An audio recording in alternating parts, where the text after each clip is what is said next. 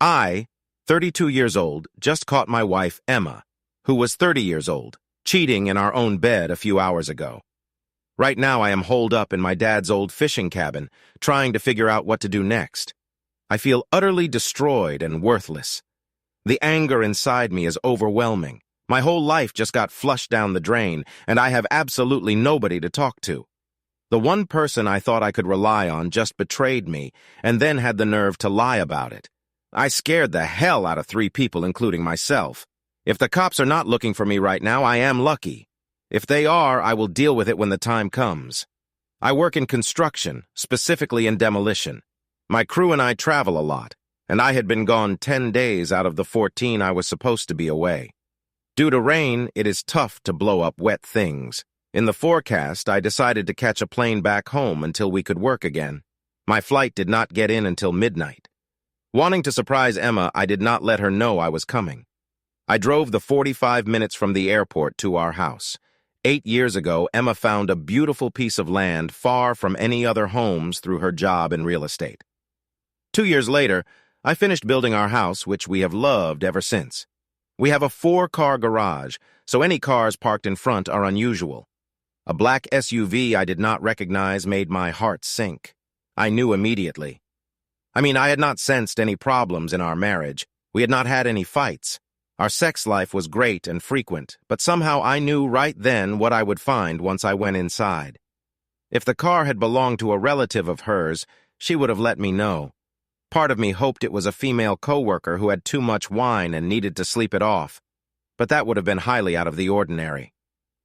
I sat outside the house for at least 15 minutes, thinking things through. I parked my car inches from the driver's side of the sport utility vehicle next to a retaining wall. Whoever it belonged to would not be leaving without my say or breaking a window. I cut off my car and entered through the back door via the deck. I have a concealed carry permit for which I holstered before getting into my car at the airport. I was not afraid for my life, but I was afraid of losing my temper and taking someone else's. Walking into my house, everything was quiet. At first, I thought no one was home, but with a finished meal for 2 on the table and a sink full of dishes, I knew something was up. I calmly walked down the hall to our bedroom and slowly turned the knob. I pushed the door open, but did not hear any commotion or movement. The room was pitch black. I walked over and turned on the bathroom light. When I turned around, there was Emma, completely naked, laying on top of some naked guy I had never seen before. I was crushed. It felt like someone had just laid a 100-pound boulder on my chest. I felt tears welling up in my eyes, but I knew tears were pointless. I pulled out my phone and began recording. I walked around the bed, videoing the pile of flesh in front of me. It began to sink in that my marriage was over. I realized all our property would be divided evenly, even though I have been 100% faithful.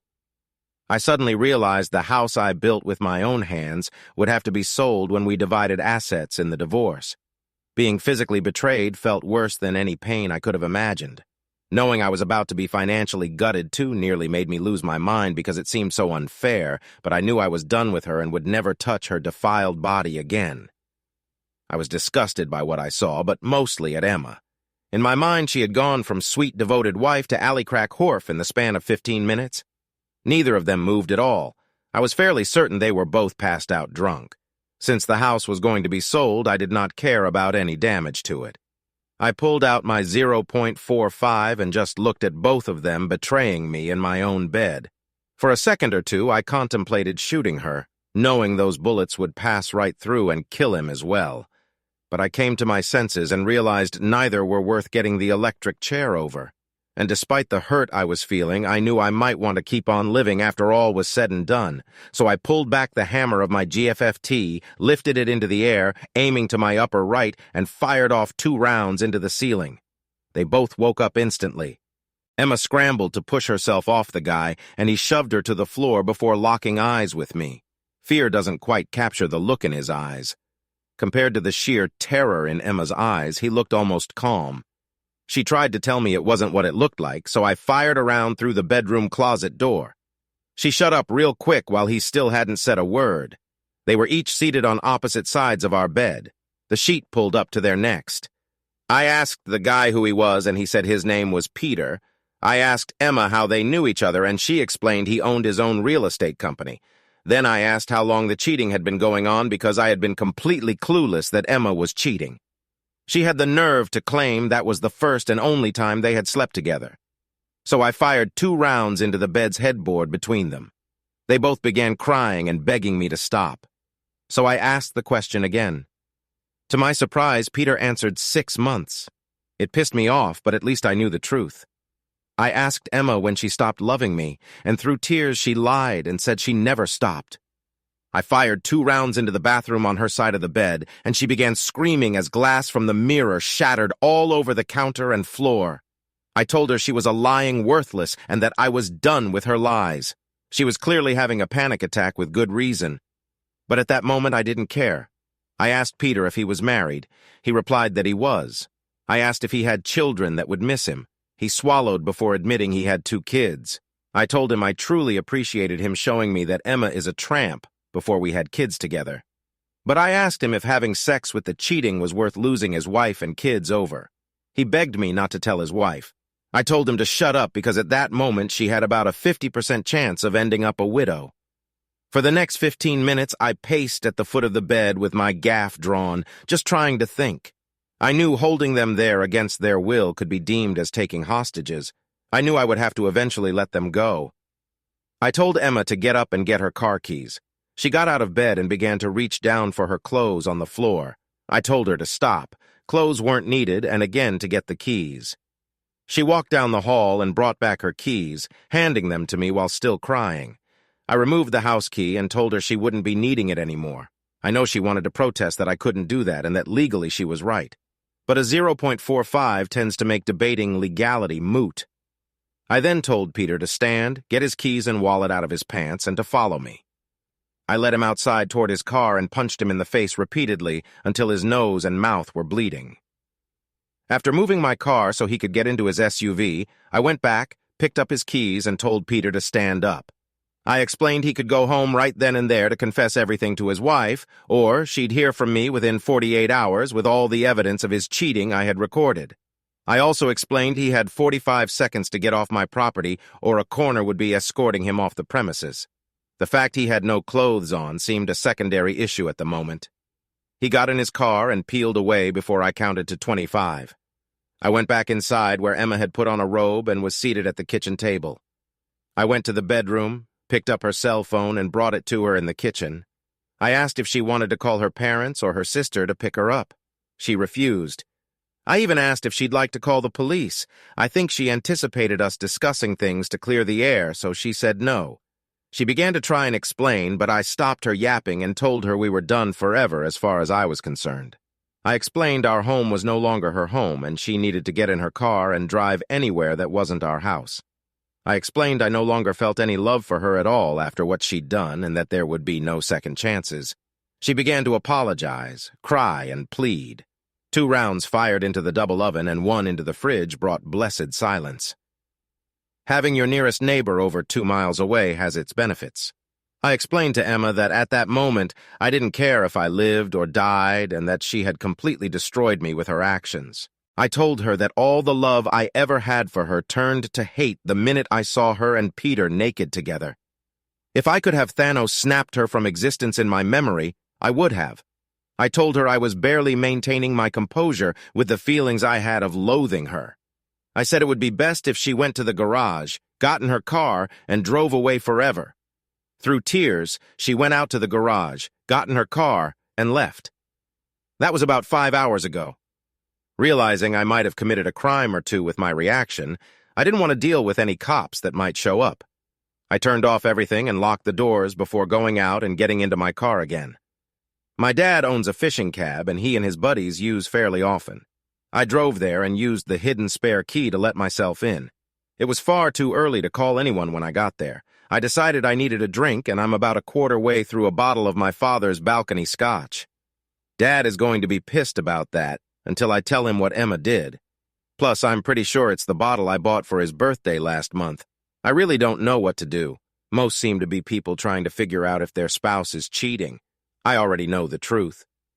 Well, I know as much of the truth as I want to know, because the reasons for infidelity all ring hollow. I want a divorce. I want it in my favor, and as fast as I can get it. She doesn't have the option to pick me ever again. I'm a human, not a carnival prize. I want to remove her from my life and burn any reminder of her. I don't want to ever see or hear from her again. Can everything be taken care of by lawyers? I have money to get things started. What I don't have is the time, energy, and patience to deal with this bull. 8 years of marriage down the drain. 8 years that I now consider one huge lie. Because after what I just saw, how can I accept anything she has ever said to me as truth? 8 years of my life wasted on an evil, lying fraud. Part of me wishes I had shot them both and just taken my own life. But that might be the Scotch talking. Jesus, I have to get my test, just to make sure that didn't give me anything. Actually, I've pissed away a decade on her now that I think about it. Her actions have invalidated my life and negated any value my time with her had. The only thing I will take from this marriage is that honesty and loyalty are things of the past. The only thing forever about any relationship anymore is herpes. That shit is forever. Love and marriage are all complete lies. Really, really down right now. Some people are probably already viewing me as some knuckle-dragging Neanderthal for responding with violence and threats. I also know some will give me grief for using one of my guns. I didn't shoot anybody, and the bedsheets were already soiled before I fired a shot. If bullet holes reduce the price the house can be sold for by a few thousand, I can live with that. I just can't deal with this. Part of me wants to just eat a damn bullet and give up. The life I had is over, and it isn't coming back even if I wanted it to. People are going to say I dodged a bullet irony, not having kids with Emma and finding out she's disloyal. It doesn't feel that way right now. I go from crying uncontrollably to rage like I've never known. Either I face this or just end it all. And right now, the second choice seems like the better option. Maybe if I pass out and get a little sleep, things won't seem as bad, but I doubt it. The weather forecast looks like things will be clearing up enough to work in a few days, so I'll need to be on a plane the day before. I don't like the region we're working in for various reasons, but part of me just wants to stay there when the job is done and not come back. Part of me wants to figure out where I want to start over if I even want to deal with starting over. How do I decide which lawyer to get? Is there a rating system online for legal assistance? I hate damn lawyers, members of the scumious legal profession. Now I have to find the most hardball lawyer I can find. Nothing is going to remove this heartache anytime soon. What the hell am I supposed to do? What is the point of doing anything? The person I was focused on giving my all to is gone forever. And tonight I learned she never existed. I wasn't perfect by any means, but I was faithful. I was never abusive. She'd never heard me really yell until tonight. I was a good husband. I liked being married and faithful, but for every good guy out there, some slut is just waiting to get her claws into him so she can ruin his life for her gain. To hell with this life, my soon-to-be ex-wife and relationships. I'm just rambling now.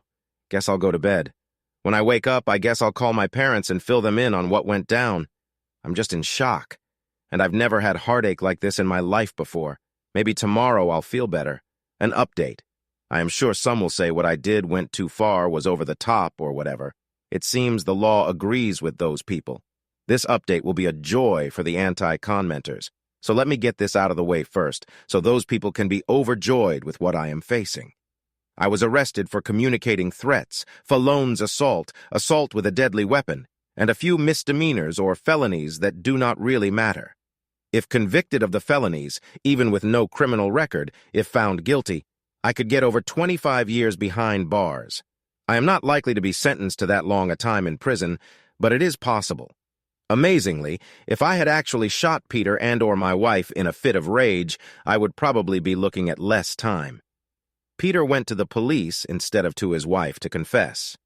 He admitted to the cops about being found with a married woman, but he apparently managed to get some sympathy from the police. The deputy that took his statements was one of the sheriffs who showed up to arrest me the next day. Everything went peacefully with that, as I did not resist in the least. In hindsight, I think getting me charged was a preemptive strike by Peter, because the judge at my arraignment forbade me from having any contact with Peter or any of his family members. So I have yet to contact his wife in any way, shape, or form. But by getting me arrested, he accomplished a couple of other things. I informed my job of the charges, which would not allow me to leave the state. They went into panic mode because my job is so specialized. It took them 2 weeks to find someone with the same training and experience, but now I'm looking for a job. That certainly threw a kink into getting lawyers. Before I could even think about getting a divorce attorney, I had to focus on a defense attorney. I was served divorce papers 2 days ago.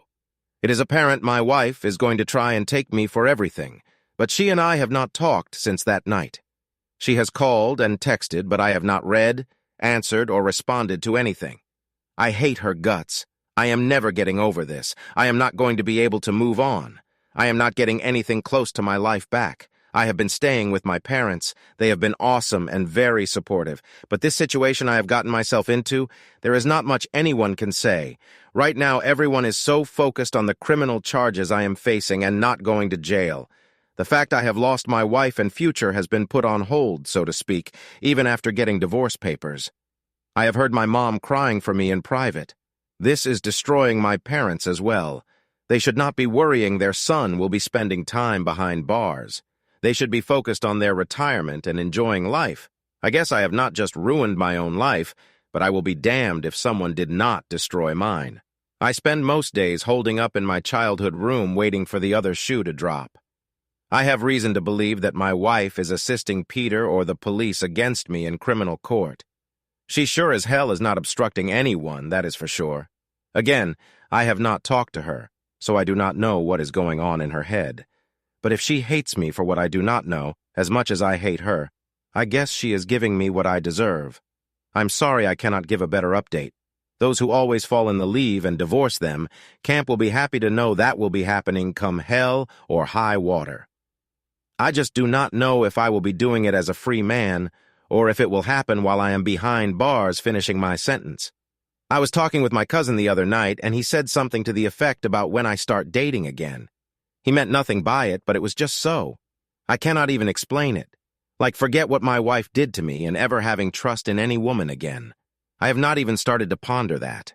And then it occurred to me if worse comes to worst, my next date could be with some guy named Jerome.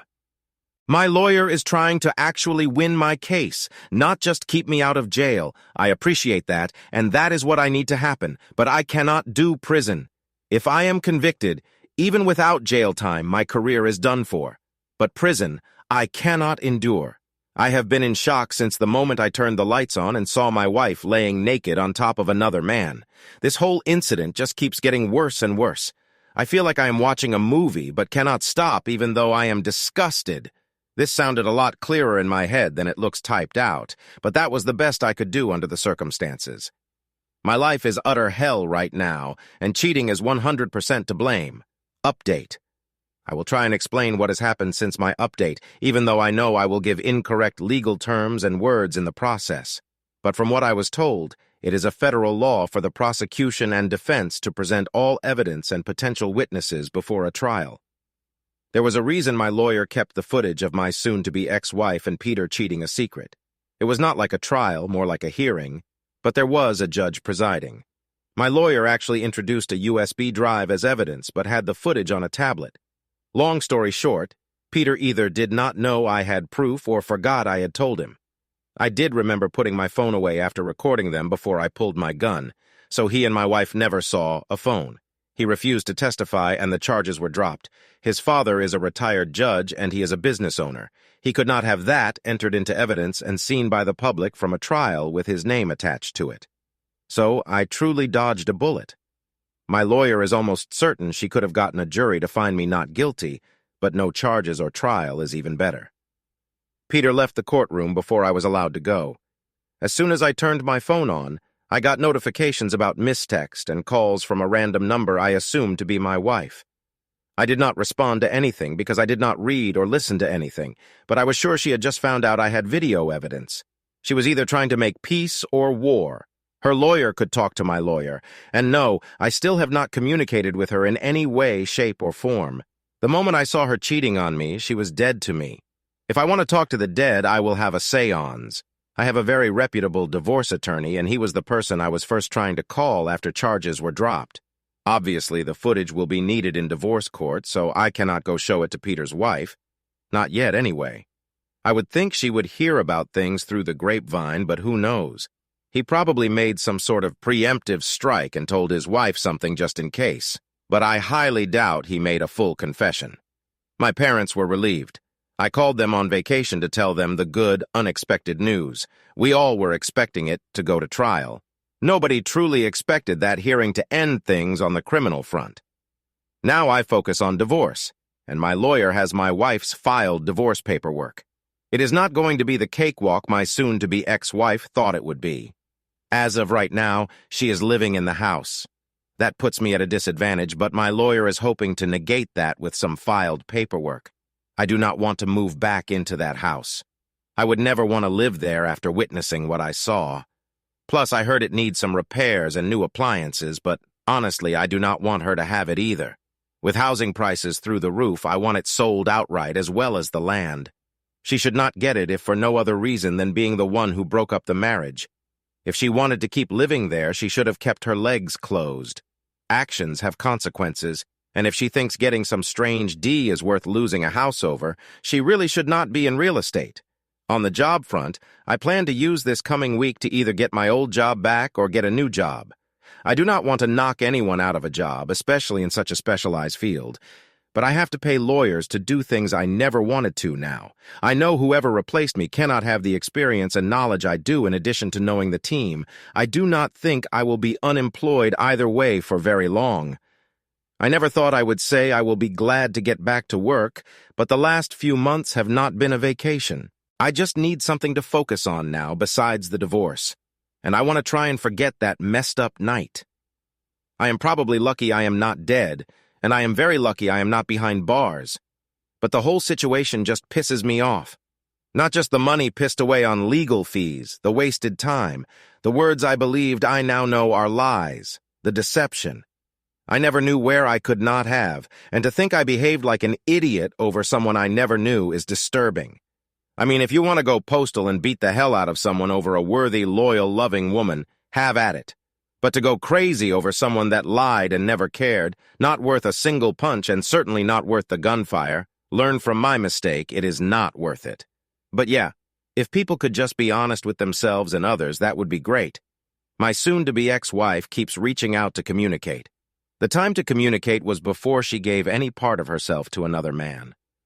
I want to start over somewhere not too far away from my parents, but far enough away to not run into my soon-to-be ex-wife or her affair partner. I hate big cities, but small towns have a suckiness all their own. I make great money. Well, I mean, I didn't will again. Just starting over with new everything after the last couple of months sounds so appealing. I just cannot think of anywhere I want to live. I just know now I do not want to live here. I'm so glad we did not have children, or this experience would be far worse. It is such a comfort to be able to ghost her and move on without a child forever connecting anyone. And I love kids. I would still love kids one day, but thank God I did not have any with a woman that could do that to me. At least I know I can have a life again, a career again. I am really down on this whole thing called life at the moment. But knowing I have freedom and opportunity gives me hope. I can move on from her as a huge mistake in my life, a tragedy of epic proportions. I know I need therapy after all of this and what I did. I have an appointment scheduled in 2 weeks to start individual counseling. I already know I will get blasted over anger issues, but I need to hear it, and I need someone to help me put my life back together after everything came unhinged. What I did was messed up. I admit that. I can only better myself going forward. I cannot change who I was in the past. Final update. I've been pondering for days how to even begin to explain what has happened and where things stand. I owed it to those who have given me good advice since my screw-up to give an update, but just tell what has happened, and all the details and drama would take way too long. Our lawyers began corresponding. My soon-to-be ex-wife's side kept requesting she and I talk, and I kept saying no. Our side tried pushing the negotiations and getting the ball rolling on our side. Every time the house and property got mentioned, my lawyer felt they were acting twitchy, whatever that means. But they still wanted to meet face-to-face and talk, saying it was very important for both of our futures going forward apart or together. I still wanted to say no, but my lawyer pretty much told me I would have to see her in court eventually, and we should meet. They knew we had infidelity evidence and what it was, but had not seen it. My lawyer wanted to know exactly what they would say and what angle they were playing. I just did not want to see her or hear her voice. They were not willing to do a group text, so we met. We met in a conference room at my lawyer's office. I was seated when my wife and her lawyer came in. I wanted my gaze to convey a touch of hate with ample disgust thrown in. She started crying and walking toward me, so apparently it did not work. I told her to back off, which made her cry harder. I began moving back and away from her, which got her to stop coming forward. I will spare everybody the specifics, but I pretty much cursed her out worse than any human has been cursed out. Before that fateful night, she had never heard me yell at her. Before that day in the conference room, I had never cursed at her, not even that horrible night. I let it all out. Every vile thing I had thought about her, every horrible thing I believed about her, and everything I wished would happen to her. Her lawyer was really shocked. Mine was just a little shocked, but I told him to expect it when he agreed to the meeting. My wife finally grasped that I meant every word and hated her for what she had done to us, what she had done to me. Before the meeting ever started, we had to take a 30-minute break to calm down. When we actually did meet, my wife had a request to speak to me without interruption. I could not give a word-for-word account of what she said if I tried, so I will not. She started out saying she was extremely sorry for everything that has happened. She wished I would talk to her or answer her texts, but accepted that was not going to happen after what I said earlier. Then she went straight into telling me the land we owned could be worth a huge amount of money in the not-too-distant future. Apparently, a company I will not name, but everyone has heard of, might want to purchase a huge amount of land to build on. The deal would be conditional on getting other landowners to sell, and I'm talking about a ton of acreage that the company would be buying up. Our land is in a zone of the country, X number of miles from a power station, X miles from a major highway airport, water source, etc. It fits all of their qualifications. Then she said we really need to discuss the land because she cannot sell it without me. That is when I stopped her. I said, "But you could have if I'd gone to prison, could not you?" It was not a question. I knew the answer from her lawyer's expression. Then she came out saying she told Peter not to press charges. Forget me running. I wanted to hit someone, but I cannot hit a woman, and my lawyer would sue me. I did not care that they kept communicating after that night, but it still pissed me off. She said they had to stay in contact because he was the person behind the attempted sale. As the agent, he stands to make a mint. As the owners, we stand to make more. He has government and real estate connections stretching far and wide because of his parents' careers. But when he saw the opportunity to remove me from the equation, he took it. He never showed up anywhere naked. He had clothes in his car, but I did not know. The cops got a very different story than what actually happened, but I am not surprised. When I got charged, my wife claimed she would not testify, but she could not get me to respond to her. She claimed she was glad I got the charges dropped. That was when I asked if she was glad before she found out I had recorded her and Peter. She did not answer. I let her and her lawyer see the footage I had taken by passing them my phone. I do not think my lawyer wanted me to show it, but they knew it existed, and I could not show it to anyone else yet. I told her that Peter's wife would see that footage eventually. That is when she told me doing so would be losing out on a ton of money I would never earn working my job. I asked if that was why she cheated. Money, greed, I swear. She actually told me she cheated for us. The argument that ensued over that common alone went on for over an hour. We took a lunch break and I went off to eat alone for an hour just to get away from everyone. In one very odd way, she had given me good news, but it was gift-wrapped in trash. The lawyers loved hearing of the potential sale of land. They knew we would find out about it eventually, and any potential immediate sale I would have to agree to, so they spilled. I can nix the whole deal if I choose to. It will not cost Peter a cent yet, but it would keep me from making a lot of money. But I cannot make a lot of money unless my soon-to-be ex-wife makes a lot of money too. When I went back to the meeting, my wife pretty much explained how all of this got started. She was doing one of those parade of homes showings. Peter's agency was showing 2 of the homes. They knew who each other were from traveling in the same circles. But he approached her and asked if we were happy living where we were. From there, he explained he knew an agent specialized in business and manufacturing sites. He explained his idea, and I guess she saw dollar signs. Peter, a trusted person in our area, could probably buy up the land from locals much easier than someone they had never met. The two agents working together could easily buy low and sell high. The deal could not be made without us, due to the positioning of our land. Peter and my wife got involved talking to locals and planning things out, then they got involved physically. So, 6 months before I knew my marriage had ended, it ended. She swore the two of them just got caught up in their excitement over the money. She said it did not mean anything. It was just sex. I wanted to try and break my recent world cursing record, but I tried not to explode. I asked if she and that person had used condoms. She said they did it first, but because she was on the pill. Well, 6 days, I shouted before calling her a disgusting, worthless whore. She asked what I was talking about.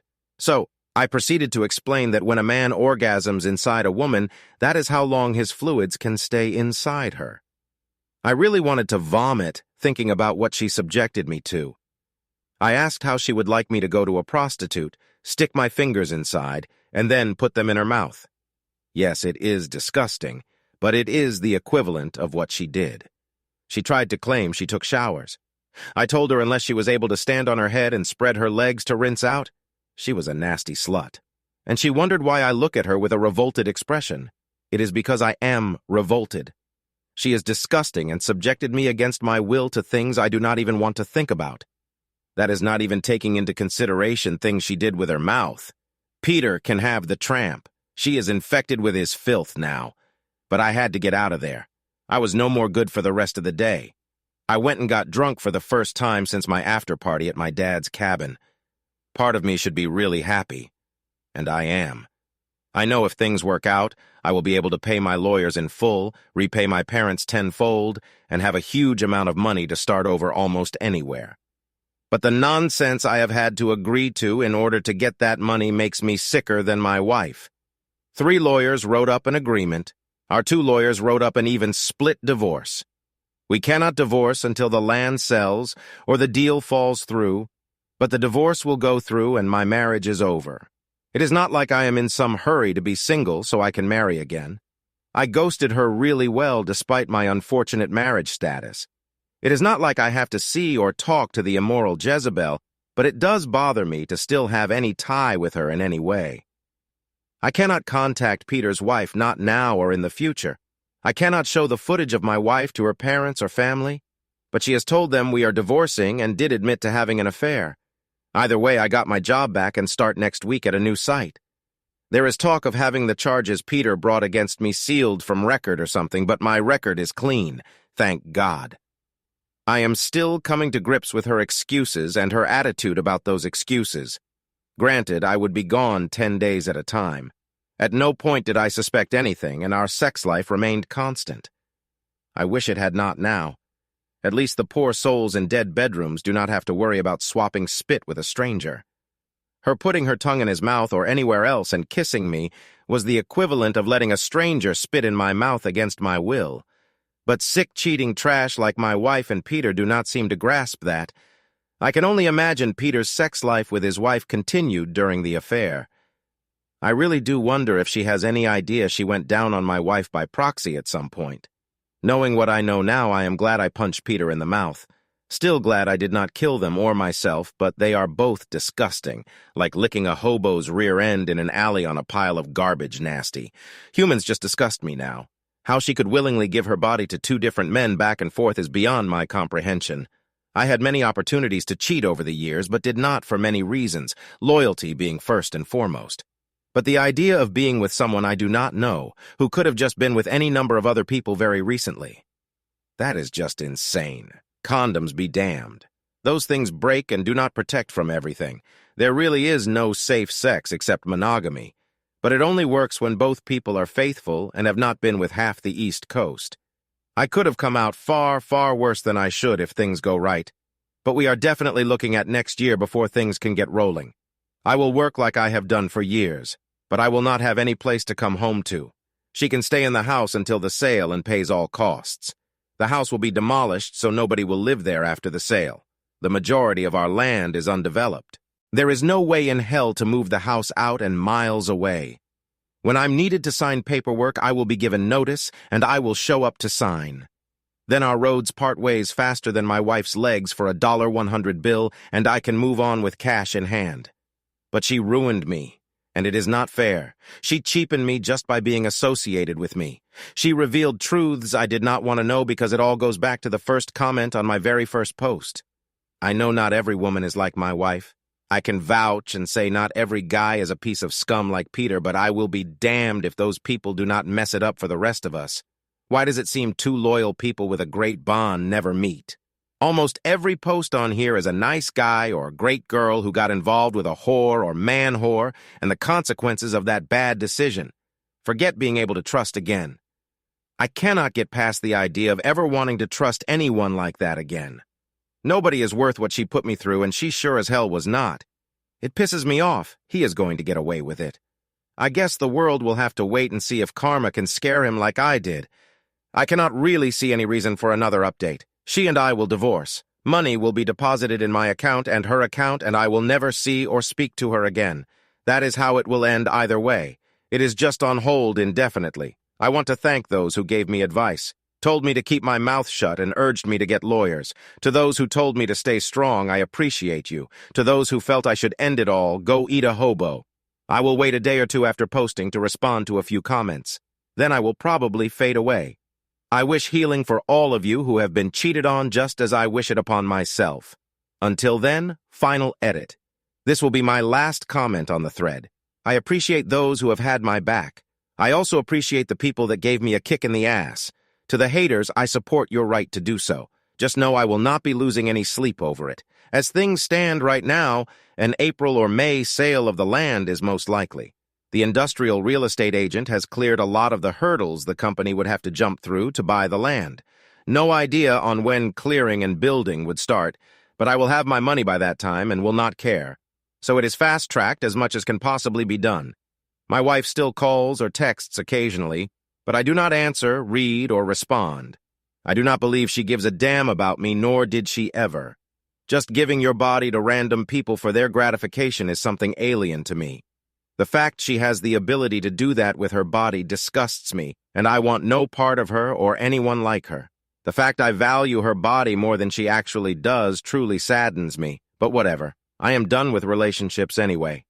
There is no way in hell I could bring a child into this world with any woman due to my wife's actions. I do want kids, but after the land sale, I may in fact go the surrogate route. After her infidelity, the only thing my wife could possibly bring to the table is children. Women do not need men for kids now, and I sure do not need another unfaithful, disloyal wife to do it. And at least I will know my children are being raised morally and ethically. My ex-wife has neither of those things, and with her actions, she proves she can never be a good wife. She proves she would be a horrible mother. God help any child that woman brings into this world.